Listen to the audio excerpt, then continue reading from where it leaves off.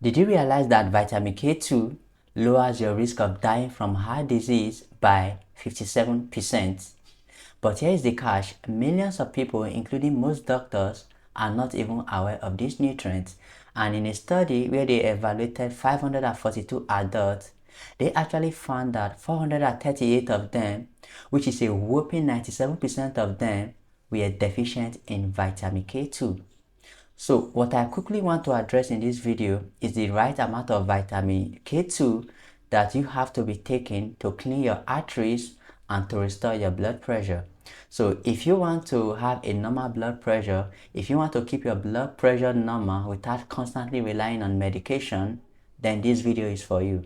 And then as a matter of fact, I can guarantee that the information which I'm going to share with you in this video, you're not going to be able to find them in any other YouTube channel. So if I were you, I will stick to the very end of this video. Okay? Now, as we get older, calcification of arteries actually becomes a significant concern.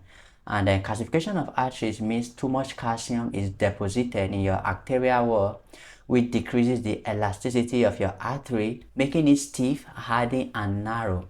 And all of this accelerates the pulse wave velocity, which widens your pulse pressure and leading to hypertension.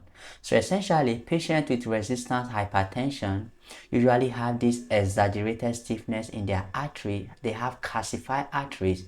And then the thing is that even if you are taking medication, even if you are taking anti-hypertensive medication, that is not going to solve this problem because it is not addressing the root cause of this problem.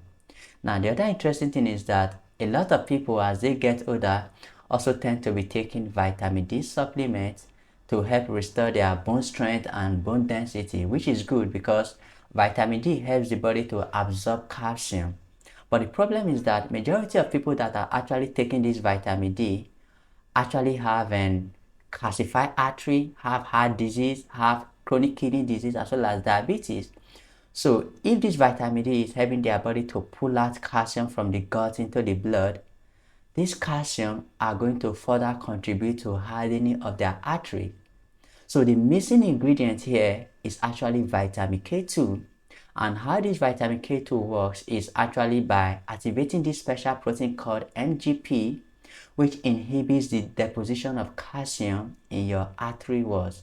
So this protein MGPs takes calcium from the soft tissue where it is not needed to other parts of the body like your bone, thereby making your arteries more flexible and more healthy.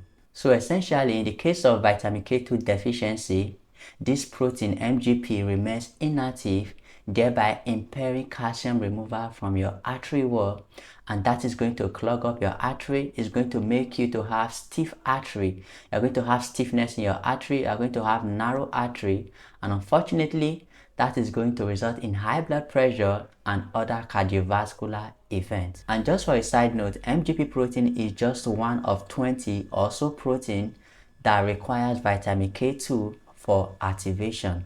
So vitamin K2 is not just important for building healthy bones and strong teeth or for reducing your blood pressure and decalcifying your artery, but also very important for other processes that are essential for life. So vitamin K2 is really very important and I would recommend you start taking it. But the question remains, how much of this vitamin K2 do you have to be taking? The simple answer is that there is really no established tolerable intake for vitamin K2 because the chances of getting vitamin K2 toxicity is extremely rare, and the different values have been used in different clinical studies. But what I would actually recommend is that you take anything from 500 to 600 micrograms of vitamin K2 per day in the form of MK7. This is also going to ensure that all of those proteins that are dependent on vitamin K2 for activation are not starved of vitamin K2. Okay, and also if you are taking vitamin D supplement, if you have chronic kidney disease or you have diabetes, you may actually have to increase your intake to 800 micrograms of vitamin K2 every single day, also in the form of MK7. Okay, that is the best form of vitamin K2. So if you are taking this amount I just recommended, be rest assured that it's going to help decalcify your artery, it's going to help clean your blood vessel, and ultimately reduce your blood pressure. Okay, so guys, if you want to see more of this content, I would actually recommend you subscribe to this video, and also let me know what you think about this specific video in the comment below. Thanks for watching.